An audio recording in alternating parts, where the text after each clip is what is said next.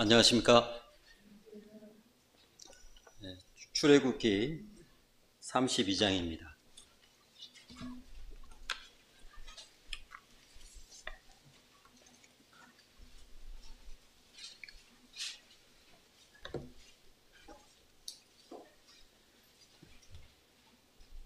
성경에서 나타난 세 가지 마음을 교제를 좀 나누고자 합니다. 첫 번째로 인도자의 마음, 목자의 마음에 대해서 출애굽기 32장 9절에서부터 14절까지 읽도록 하겠습니다. 여호와께서 또 모세에게 이르시되 내가 이 백성을 보니 목이 뻣뻣한 백성이로다. 그런즉 내가 하는 대로 두라. 내가 그들에게 진노하여 그들을 진멸하고 너를 큰 나라가 되게 하리라. 모세가 그의 하나님 여호와께 구하여 이르되 어찌하여 그 큰 권능과 강한 손으로 애굽 땅에서 인도하여 내신 주의 백성에게 진노하시나이까. 어찌하여 애굽 사람들이 이르기를 여호와가 자기 백성을 산에서 죽이고 지면에서 지멸하려는 악한 의도를 인도해 내었다고 말하게 하시려 하나이까. 주의 맹렬한 노를 그치시고 뜻을 돌이키사 주의 백성에게 이 화를 내리지 마옵소서. 주의 종 아브라함과 이삭과 이스라엘을 기억하소서. 주께서 그들을 위하여 주를 가리켜 맹세하여 이르시기를 내가 너희의 자손을 하늘의 별처럼 많게 하고 내가 허락한 이 온 땅을 너희 자손에게 주어 영원한 기업이 되게 하리라 하셨나이다. 여호와께서 뜻을 돌이키사 말씀하신 화를 그 백성에게 내리지 아니하시니라. 모세는 시내산에 올라가서 하나님의 율법을 받으러 올라간 상태였습니다. 근데 모세가 더디 내려옴을 보고 이제 이스라엘 백성들이 우상을 만들어서 그 앞에 절하며 즐기는 모습들을 또 이후에 볼 수 있는데요. 말씀을 보게 되면 이스라엘 백성들은 마음이 상당히 뻣뻣한 자라고 말씀하고 있습니다. 그리고 이스라엘을 멸망시킬 것이며 이를 대신해서 그의 집안으로 한 민족을 일으키겠다고 말씀합니다. 이 놀라운 민족의 선조인 아브라함을 대신한다는 것은 이스라엘의 백성들에게 또는 모세에게 굉장한 제안이었다고 생각이 되어집니다. 신약에서 보게 되면 유대인들이 이렇게 이야기하죠. 우리 민족은 아브라함의 후손이다 라고 이렇게 이야기합니다. 이 사실은 아브라함의 후손이 사실은 어느 민족보다도 자부심을 가지고 있다는 뜻이 포함되어 있습니다. 하나님께서 모세에게 이와 같이 제안을 했음에도 불구하고 모세는 어떻게 답변을 했습니까? 모세는 하나님의 겸손과 온유를 드러내었습니다. 모세는 이스라엘 백성 행위를 변명하려고 하지 않았습니다. 하나님께서 하신 일을 말씀 앞에 은혜로 구했던 것입니다. 그것을 첫 번째로 보게 되면 이스라엘 백성들을 노예 상태에서 하나님의 능력으로 건져내 주었다고 말을 하고 있습니다. 그래서 이 백성들은 하나님의 소유임을 말하고 있는 것입니다. 그리고 이 이스라엘 백성들은 하나님의 그 구원 앞에 주신 구원을 즐거워하고 있었던 것입니다. 또 두 번째로 아브라함과 이삭과 이스라엘의 맺으신 약속들을 기억해 달라고 말하고 있는 것입니다. 그 약속은 이스라엘 백성들의 그 행실에 좌우되지 않는 것을 이야기하고 있는 것입니다. 하나님 자신이 하신 그 약속을, 또 그것을 이루신 분임을 상기시키고 있는 것입니다. 모세는 하나님 앞에서 중재자로서, 그리고 인도자로서 그 특성을 나타내고 있는 것입니다. 참된 인도자는 자신이 중재하는 대상의 유익에만 관심을 쏟는 것을 볼 수 있습니다. 모세는 하나님의 새로운 나라의 선조와 창시자가 되는 그 좋은 명예보다는 이스라엘 백성들의 그 보존을 더 보배롭게 여겼던 것입니다. 모세는 목자로서 또 인도자로서 부르심에 합당하게 순종하고 하나님 앞에 나아갔으며 또 행했던 것을 볼 수 있습니다. 모세의 생애를 잠시 살펴보도록 하겠습니다. 모세가 태어날 때 어떻게 되었는가요? 이스라엘 백성들은 굉장한 어려운 시기에 있었습니다. 애굽 땅에서 모세가 태어날 때에는 남자 아기는 다 죽여야만 했던 것입니다. 그런 핍박 속에서 모세가 태어났고, 또 모세는 버려질 수밖에 없는 상황에 처해져 있었습니다. 그리고 나일강에 버려졌고, 그리고 바로의 딸이 모세를 주어서 또 애굽의 왕자로서 약 40년간 키웠습니다. 모세는 애굽의 왕자로서 애굽의 모든 학식과 여러 가지 전술과 전략과 군대의 모든 것들을 다 배우고, 그는 이제 장성한 후에 이렇게 말씀이 되어 있습니다. 자기 형제들에게 나가서 그들이 고도에게 노동하는 것을 보더니 애굽 사람이 한 히브리 사람 곧 자기 형제를 치는 것을 본지라. 자기 형제들을, 자기 민족들을 보살피러 나갔는데 애굽 사람이 히브리 사람을 치는 것을 보았습니다. 좌우를 살펴서 사람이 없음을 보고 어떻게 했는가요? 애굽 사람을 쳐서 죽여 모래 속에 감추었던 것입니다. 모세는 미디안 땅으로 도망갔습니다. 그곳에서 결혼하고 자녀를 낳고 장인 이드로의 양떼를, 또 광야에서 40년간 목자의 삶을 살았습니다. 그 광야에서 양들을 치면서 하나님 앞에서 삶을 배워 나갔던 것입니다. 그리고 나서 하나님께서 모세를 부릅니다. 호렙산에서 떨기나무 가운데 하나님께서 모세를 불러 애굽을 갈 것을 명하셨습니다. 그러나 모세는 어떻게 이야기했습니까? 하나님께 말하기를, 모세가 여호와께 아뢰되 오 주여, 나는 본래 말을 잘하지 못하는 자라고 이야기합니다.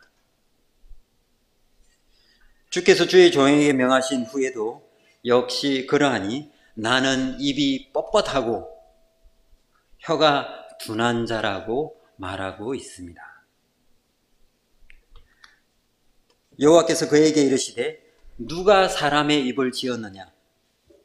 그리고 누가 말 못하는 자나 말 듣는 자나 눈 밝은 자나 맹인이 되게 하였느냐? 나 여호와가 아니냐?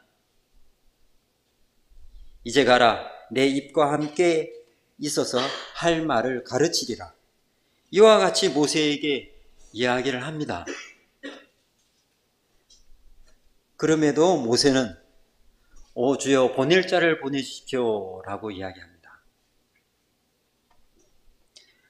근데 여호와 하나님께서 모세를 향하여 노를 바라는 이와 같은 모습을 또한 말씀에서 볼 수 있습니다. 여기서 개인적으로 저는 모세가 정말 입이 뻣뻣해서 하나님 앞에서 거절했을까? 그렇지 않으면 정말 겸손해서 하나님 앞에 쓰임받기를 두려워해서 그랬을까? 여러 가지 생각을 가져보게 되었습니다. 그것에 대해서는 각자 성도님께서 묵상을 해보시고 선택을 해보시면 좋을 것 같습니다. 그리고 나서 이제 모세는 애굽 땅에 가게 됩니다. 모세는 애굽 땅에 가서 하나님께서 이야기한 것들을 이야기를 하고 또 10가지 재앙으로 말미암아 이스라엘 백성들을 출애굽시키는 것을 확인해 볼 수 있습니다. 근데 출애굽한 후에 어떻게 되었는가요? 이스라엘 백성들은 나오자마자 불평과 불만을 토로했습니다. 그때마다 모세는 하나님 앞에 기도해서 그들을 향하여 들어주었고 또한 그들이 물이 없다고 할 때에 반석을 두드려 물을 주었고 그들이 먹을 것이 없다고 했을 때 하나님 앞에 기도해서 하나님을 통하여 하늘에서 만나를 내려서 그들이 먹였습니다. 또한 그들은 고기가 없다고 그래서 하나님 앞에 기도함으로 메추라기를 보내주었습니다. 이와 같이 그들이 원하는 것을 하나님 앞에 구함으로 그들 앞에 다 들어주었습니다. 무엇보다도 제일 중요한 것이 무엇입니까? 모세는 우리가 32장에서 보았듯이 하나님의 율법을 받은 자입니다. 말씀을 받았고 또 이스라엘 백성들에게 성막을 짓는 식양을, 말씀들을, 율례들을, 법규들을 듣고 그들에게 가르치고 나타내 보였던 것입니다. 그래서 요한복음 1장에는 이렇게 기록되어 있습니다. 율법은 모세로 말미암아 주어진 것이라고.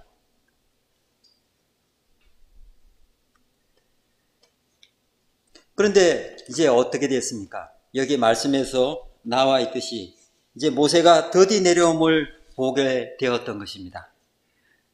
이스라엘 백성들은 어떻게 해야 될지 몰랐던 것입니다. 출애굽 때는 물론 모세가 출애굽한 후부터 그들이 광야에 나와서 여러 가지 어려움을 당했을 때 모세로 말미암아 강력한 지도력을 보이면서 그들을 의지하며 이끌어 내었던 것입니다. 그러나 모세는 오랫동안 내려오지 않자 이스라엘 백성들은 아론을 찾아갔던 것입니다. 이스라엘 백성들은 이제 모세가 없으면 어떻게 할까? 우리들은 이제 어떻게 해야 될지 아무것도 모르는 그런 마음이었던 것입니다. 오도 가도 못하는 그런 신세. 이제 가야 될지 말아야 될지 우리가 어떻게 해야 될지 그런 상태였던 것입니다. 그래서 이 백성들은 아론한테 달려갔습니다. 아론한테 가서 아우성을 쳤던 거죠. 우리를 이끌어낸 신을 만들어 달라고, 인도해낸 신을 만들어 달라고 이야기하고 있던 것입니다. 그래서 아론은 그들에게, 아내와 자녀들에게 귀에서 금고리와 손에서 금고리를 받아서 우상을 만들었던 것입니다. 32장 30절부터 좀 읽도록 하겠습니다. 그리고 나서 모세는 하나님 앞에서 내려왔고 또 내려와서 하나님의 손편에 설자 해서 레위 족속이 모세의 편에, 하나님 편에 서서 자기 친척과 이웃과 가족들을 쳐서 3,000명이나 이렇게 해왔던 모습을 볼 수 있습니다. 그리고 나서 30절을 보면 이튿날 모세가 백성에게 이르되 너희가 큰 죄를 범하였도다. 내가 이제 여호와께로 올라가노니 혹 너희를 위하여 속죄가 될까 하노라 하고 모세가 여호와께로 다시 나아가 여짜오되 설부도소이다. 이 백성이 자기들을 위하여 금신을 만들어 싸우니 큰 죄를 범하였나이다. 그러나 이제 그들의 죄를 사하시옵소서. 그렇지 아니하오면 원하건대 주께서 기록하신 책에서 내 이름을 지워버려 주옵소서. 여호와께서 모세에게 이르시되 누구든지 내게 범죄하면 내가 내 책에서 그를 지워버리리라. 여기서 모세를 보게 되면 모세는 이렇게 이야기합니다. 너희를 위하여 나아가는 모습을 볼 수 있습니다. 모세는 자기 자신을 위하여 나아간 것이 아니라 이 백성들을 위하여 나아갔던 것입니다. 목자가 양들을 지키기 위한 그 마음으로 나아갔던 것입니다. 그런데 31절에 보면 백성들은 어떻게 나아갔다고 되어 있는가요? 백성들은 자기들을 위해서 금신을 만들어 싸우니 이 백성들은 자기들을 위해서 금신을 만들었던 것입니다. 모세는 이 백성들을 위하여 하나님 앞에 나아갔던 것이고요. 모세가 마음에 품었던 소원은 무엇이었습니까? 하나님께서 이 백성들의 죄를 용서해 주는 것이었습니다. 모세는 그 호렙산에서 떨기나무에서 그분을 만났고 또한 그 이후에 모세는 하나님과 동행하며 하나님과 친밀한 대화를 나누었던 자입니다. 하나님과 친밀한 관계였던 거죠. 하나님의 뜻을 전했던 모세였습니다. 그래서 모세는 하나님께서 자신보다 이 백성들을 더 사랑하고 더 아끼고 또 하나님이 얼마나 좋으신 분인가를 모세는 하나님을 통하여 알고 있었던 것입니다. 그래서 모세는 이렇게 진심으로 아뢰었습니다. 이 백성에 대한 마음이 깊었기 때문에 이 백성으로 인한 고난을 받고자 마음을 먹었던 것입니다. 이 백성들이 자신들의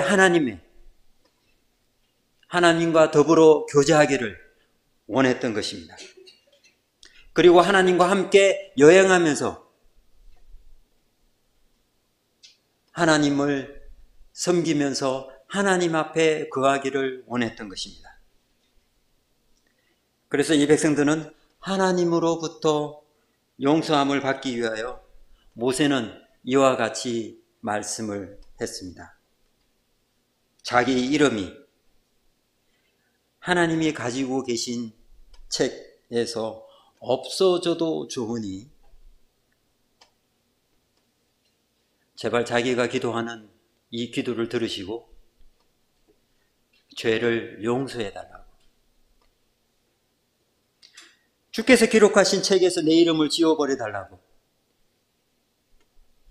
죄를 용서해 달라고 모세는 이와 같은 마음으로 하나님 앞에 나아갔던 것입니다. 모세는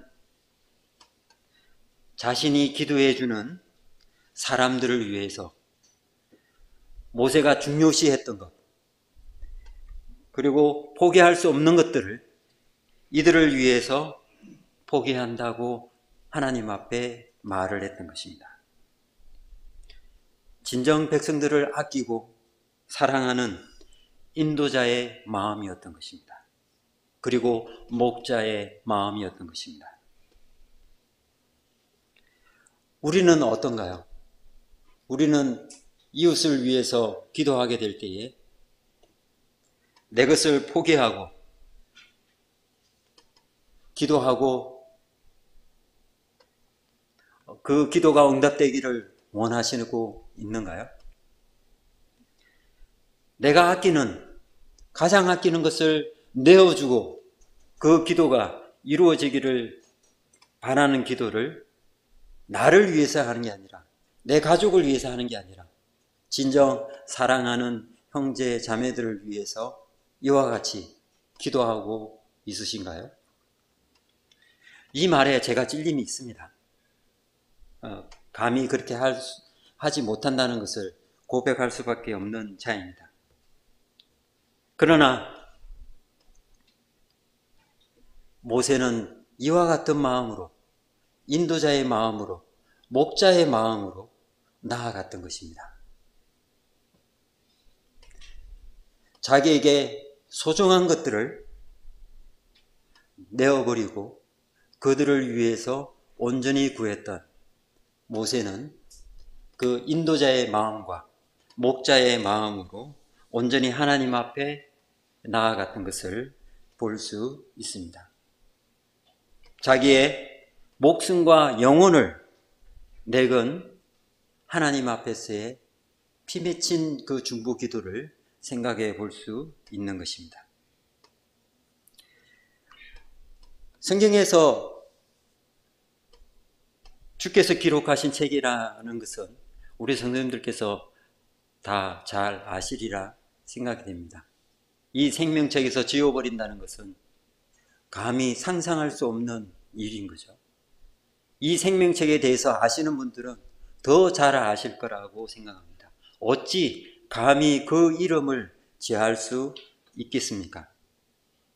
그러나 이 이스라엘 백성들을 죄를 사함받기 위해서 자신의 영생까지 포기하는 하나님 앞에서의 필사적인 이 기도가 모세가 이 백성들을 아끼고 하나님께서 이 백성들을 얼마나 아끼는가를 아는 인도자의 마음이었던 것입니다.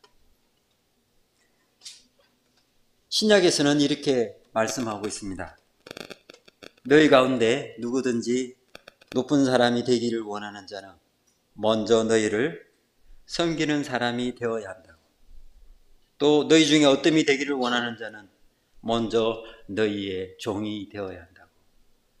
근데 참 어렵습니다. 제 자신부터 이 말씀을 볼 때마다 섬긴다고 하는 것이 얼마나 어려운가를 늘 볼 수 있는 부분입니다.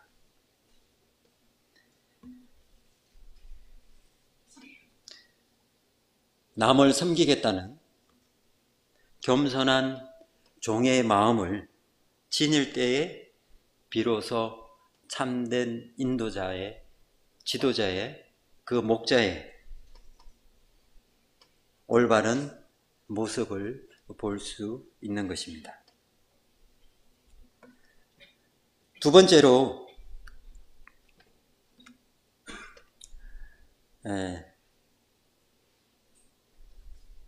32장 21절부터 25절 읽어보도록 하겠습니다.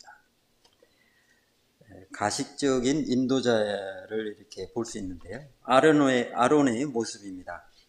21절, 모세가 아론에게 이르되 이 백성이 당신에게 어떻게 하였기에 당신이 그들을 큰 죄에 빠지게 하였느냐.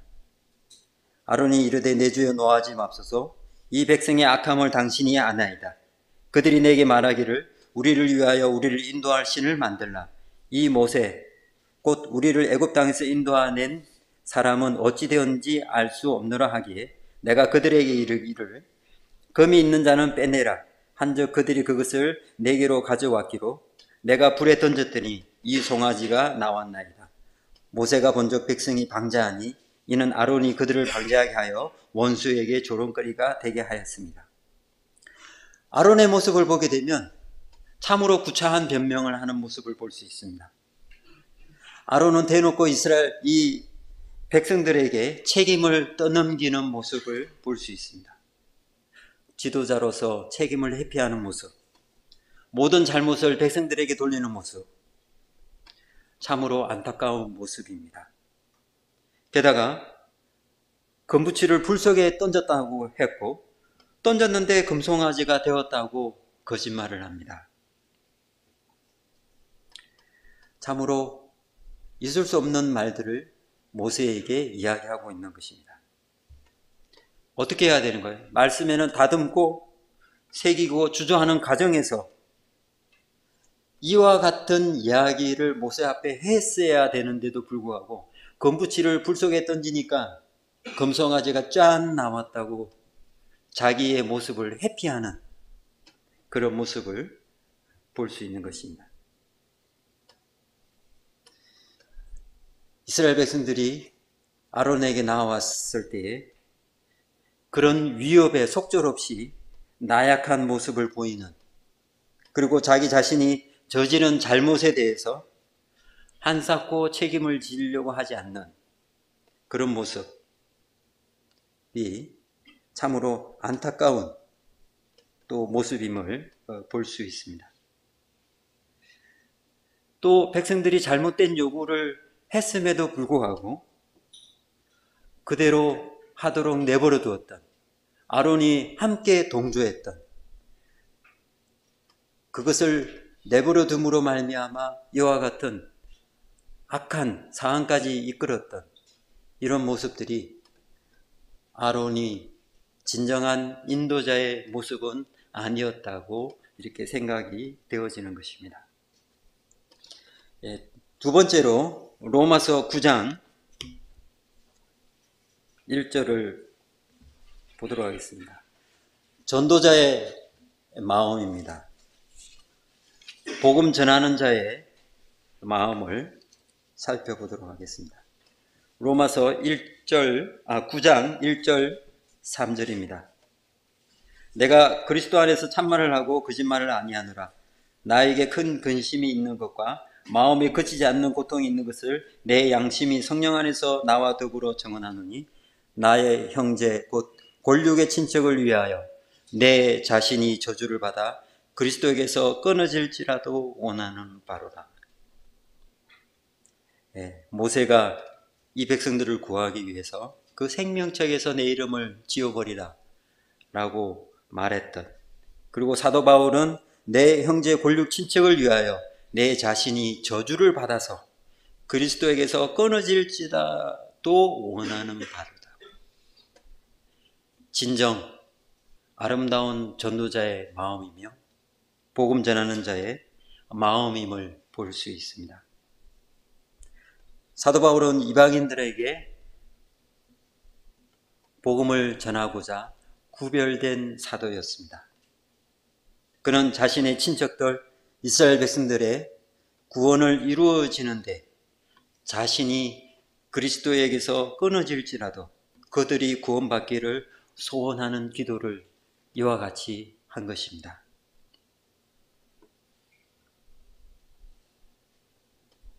내가 전도하는 사람이 구원을 얻을 수 있다면 차라리 내가 하나님으로부터 끊어질지라도 그렇게 해달라는 하나님 앞에서의 사도 바울의 간절한 마음인 것입니다. 진정 전도자의 마음이며 영혼들을 사랑하는, 영혼들을 아끼고 주님 안에서 사랑하는 전도자의 마음인 것입니다. 이 부분을 이야기하면서 제 얼굴과 마음이 후끈거림을 볼 수 있습니다. 물론 첫 번째 모세의 마음에도 도전이 되는 마음이지만은 과연 저에게 이런 마음이 조금이라도 있나 늘 도전이 되는 마음입니다. 사도 바울은 참으로 주님 앞에서 얼마나 놀라운 제자였는가를 볼 수 있는 부분이라고 생각이 되었습니다. 사도 바울은 자기가 이렇게 기도해도 하나님은 그 기도를 안 들어주실 줄 알고 있어서 이렇게 말을 했을까요? 모세는 자기 이름을 하나님이 가진 책에서 지워달라고 했어도 하나님이 그렇게 하시지 않으실 줄 알고 그런 말을 했었을까요? 모세의 마음과 사도 바울의 마음은 어떠했는지, 그때의 어떤 마음으로 했는지 제가 다 알 수 없지만은 분명한 것은 모세와 사도 바울의 마음은 그 백성들을 아끼는 마음이 간절했다는 것입니다.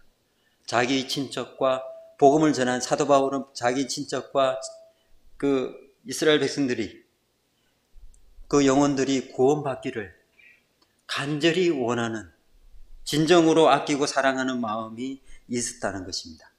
인도자의 마음과 전도자의 마음이 하나님 앞에 있었다는 것입니다.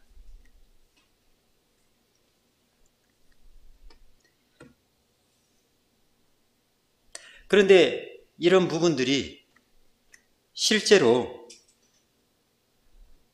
그럴 수 없다는 사실을 우리 성도님들은 다 잘 아시죠? 사람으로서는 자신의 구원과 다른 사람의 구원을 맞바꿀 수 없다는 사실입니다. 불가능하다는 것입니다. 이 일은 죄 없는 사람만이, 오직 주님만이 가능하다는 사실입니다. 누군가를 위해서 간절히 기도하게 될 때 어떤 것을 포기하고 희생할 수 있어야만이 이런 마음을 가질 수 있다는 것입니다. 사도 바울에게 이와 같은 전도자의 마음이 주님 앞에서 활활 타오르고 있었다는 것입니다. 그 영혼들을 사랑하는 마음이 있었다는 것입니다. 그리고 그의 삶이 어떻게 되었는가요? 그는 오로지 주와 복음을 위해서 그의 삶을 걸어갔던 그 모습을 확인해 볼 수 있는 것입니다. 그런데 전도자의 삶이 어땠는가요? 고린도후서 11장부터 이렇게 보게 되면요, 시간 관계상 읽지 않겠습니다. 그는 내가 수고를 넘치도록 했고 옥에 갇히기도 했고 또 여러 번 죽을 뻔했고 유대인들에게 40에서 하나 감한매를 5번이나 맞았고 3번 태장으로 맞고 1번은 돌로 맞고 3번 파선하고 주야를 깊은 바다에 지냈고 험한 광야의 위험과 바다의 위험과 거짓 형제 중의 위험을 수고하고 애쓰고 자지 못하고 줄이고 목마르고 여러 번 굶고 춥고 헐벗었다고. 고린도후서 11장에서 사도 바울은 이와 같이 말씀하고 있는 것입니다. 전도자의 삶이, 그 삶이 편하고 좋은 삶이 절대적으로 아니다는 것입니다. 그의 삶은 주님을 위해서 이와 같은 고난과 고통을 당했음에도 불구하고 주님 앞에서 주와 복음을 전하는 그것이 큰 영광이라고 생각하고 자기의 임무라고 생각하고 그리고 그 영혼들을 사랑하는 마음이 있었기에 이렇게 이야기를 했던 것입니다. 내 자신이 저주를 받아서 그리스도에게서 끊어질지라도 내 친척과 내 형제와 권력이 구원받기를 원한다. 이것이 전도자의 마음인 것입니다. 세 번째로 창조자의 마음을 살펴보도록 하겠습니다. 구속자의 마음이며 또 하나님의 마음입니다. 누가복음 23장입니다.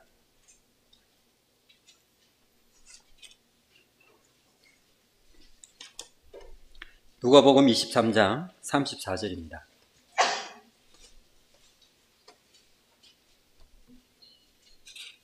이에 예수께서 이르시되 아버지 저들을 사하여 주옵소서 자기들이 하는 것을 알지 못함이니이다 하시더라. 그들이 그의 옷을 나눠 제비 뽑을세. 주님께서 십자가에서 이렇게 기도합니다. 아버지 저들을 사하여 주옵소서. 자기들이 하는 것을 알지 못한다고. 죄인들을 위한 하나님 앞에서의 간절한 기도 내용입니다. 우리 주님께서 십자가에 달리시기 전에 어떤 모습이었습니까? 군인들은 예수를 업신여기며 희롱하고 그 빛난 옷을 입혀서 빌라도에게 도로 보내줍니다. 이와 같이 우리 주님을 업신여기며 희롱하는 것을 당하면서 누구를 위해서 이런 순환과 고통을 참으셨습니까? 바로 저를 위해서 이와 같이 참으셨던 것입니다. 주님께서 잡히시기 전에 가룟 유다와 대제사장들과 장로들과 큰 무리가 칼과 뭉치를 가지고 주님을 잡으러 왔을 때의 일입니다. 마태복음 26장에 50절부터 53절까지 되어 있는데요. 제가 빠르게 좀 읽도록 하겠습니다. 예수께서 이르시되 친구여 내가 무엇을 하려고 왔는지 행하라 하신대 이에 그들이 나와 예수께 손을 떼어 잡는지라. 예수와 함께 있던 자 중 하나가 손을 펴 칼을 빼어 대제사장의 종을 쳐 그 귀를 떨어뜨리니 이에 예수께 이르시되 내 칼을 도로 칼집에 꼽아라. 칼을 가지는 자는 다 칼로 망하니라. 너는 내가 내 아버지께 구하여 지금 12군단 더 되는 천사를 보내시 하실 수 없는 줄로 아느냐. 주님은 이와 같은 상황에서도 참으로 당당했습니다. 50절에 보면 내 친구여 내가 무엇을 하려고 왔는지 행하라.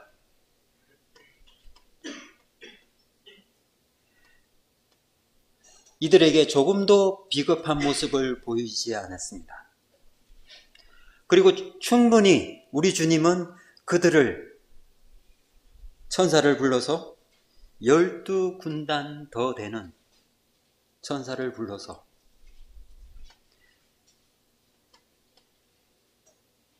해결할 수 있는 분이었습니다.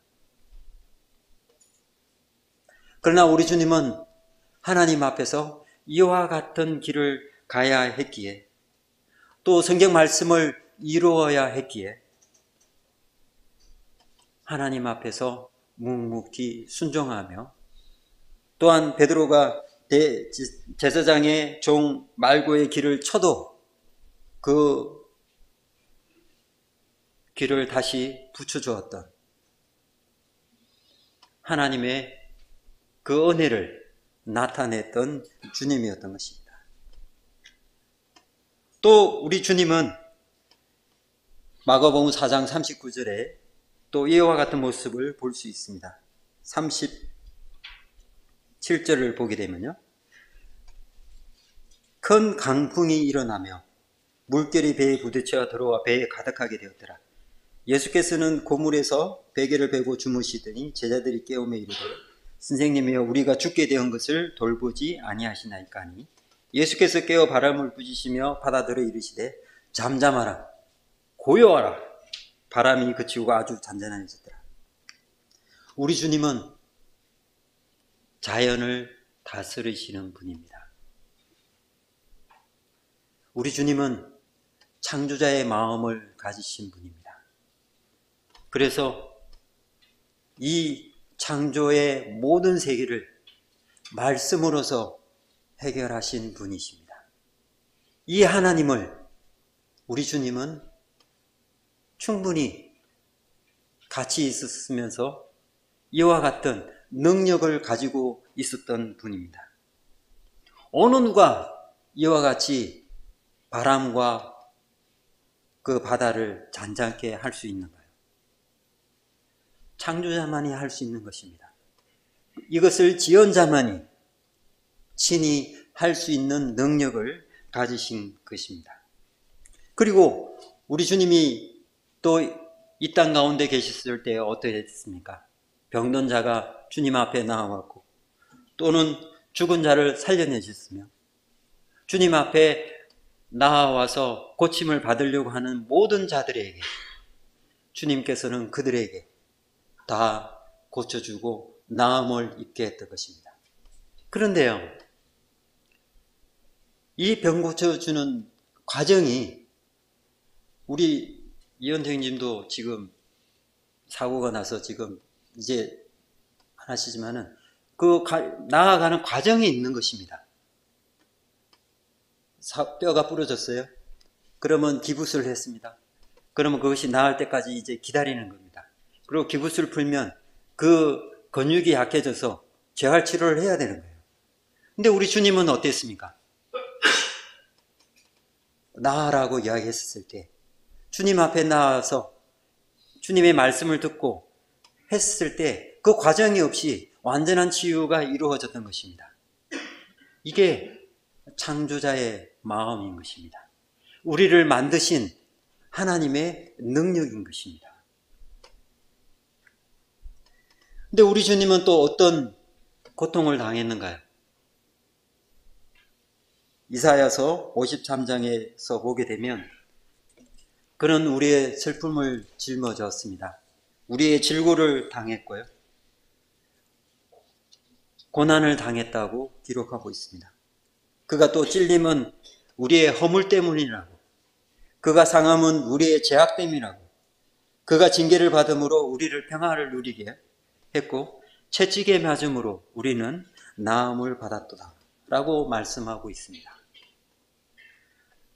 또한 시편 22편 말씀에는 주님께서 이와 같은 고난을 당하셨습니다. 나는 물같이 쏟아졌다고, 내 모든 뼈는 어그러졌다고, 내 마음은 밀랍 같아서 내 속에서 녹았으며 내 힘이 말라 질그릇 조각같이 되었다고, 내 혀가 입천장에 붙었나이라고, 나를 죽음의 진토에 두었다고 이야기하고 있습니다. 개들이 에워쌌고 악한 무리가 나를 둘러 내 수족을 찌른다고, 내 모든 뼈를 셀 수 있다고, 나를 주목하여 보고 내 겉옷을 나누며 속옷을 제비 뽑는다고. 이게 우리 주님께서 십자가에서 당한 저를 위해서 당하신 이와 같은 고통을 나타낸 시편 기자와 이사야 선지자가 나타낸 모습들입니다. 우리 주님은 하나님 앞에서 철저한 버림을 당했습니다. 이와 같은 아픔을 직접 체험하셨습니다. 구속자만이 할 수 있는 그 고난과 고통을 경험했던 것입니다. 하나님 앞에서 완전한 순종을 나타내 보였던 것입니다. 구속자의 마음은 이 죄인들을 구원하기 위해서 이와 같은 아픔을 경험하면서도 그들에게 이렇게 이야기합니다. 아버지, 저들을 사하여 주옵소서. 저들의 죄를 사하여 달라고. 자기 하는 것을 알지 못한다고. 진정 이 죄인들을 사랑하는 마음이 없으면 어느 누가 이와 같이 고백할 수 있겠습니까? 창조자의 마음을 가지신 주님께서 구속자의 마음으로 이 죄인들을 위해서 이와 같이 고백을 했던 것입니다. 죄인들을 구원하기 위해서 자신을 버렸던 것입니다. 세상을 이처럼 사랑했다고 말씀하고 있는 것입니다. 가장 높으신 분께서 가장 낮은 모습으로 오신 우리 주님께서, 죄인들의 마음을 아신 우리 주님께서 구속자의 마음으로, 하나님의 마음으로 이와 같이 고난을 당하셨던 것입니다. 마음이 낮은 자를 사랑하셨고 자기에게 나와오는 자를 결코 거절하지 않으셨으며 그들을 위해서 자기 자신을 헌신하며 그들을 고쳐주고 그들을 구원해 주었던 것입니다.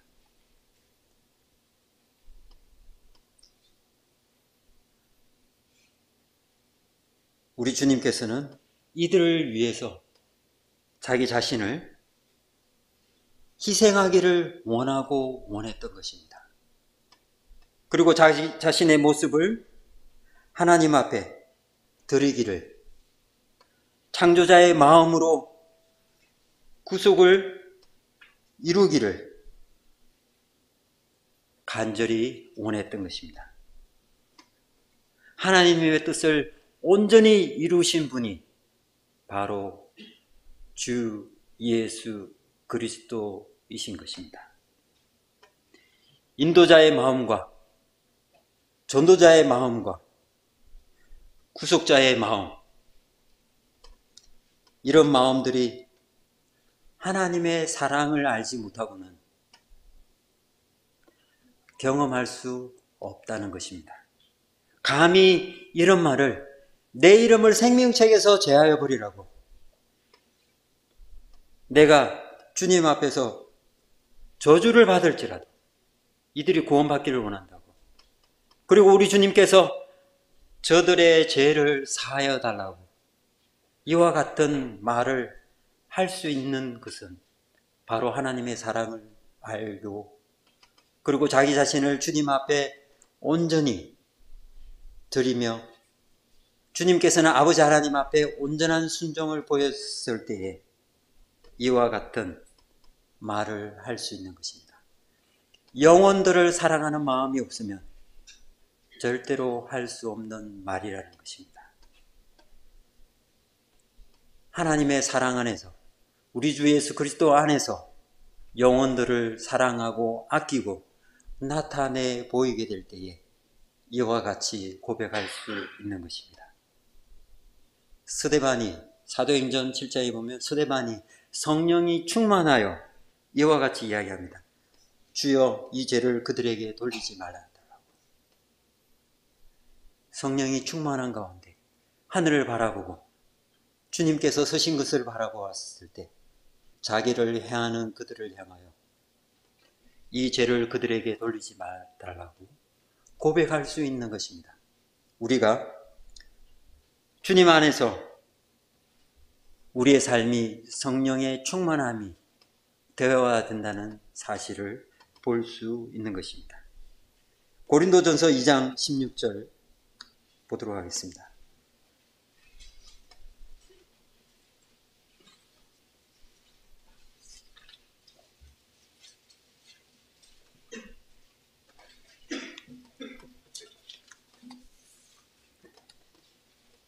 누가 주의 마음을 알아서 주를 가르치겠느냐? 그러나 우리가 그리스도의 마음을 가졌느니라. 결코 어렵지 않습니다. 우리가 그리스도의 마음을 가졌다고 이와 같이 말씀하고 있습니다. 우리 주 예수 그리스도 안에서 그리스도의 마음을 가진 자로서 주님 안에 성령의 충만함을 가지면 이와 같은 마음들이 이루어진다는 사실을 볼 수 있는 것입니다. 우리 일산 모임의 성도인 모두가 그리스도의 마음을 가진 자로서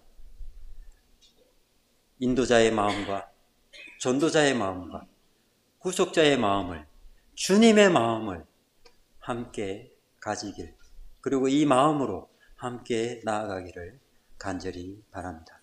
감사합니다.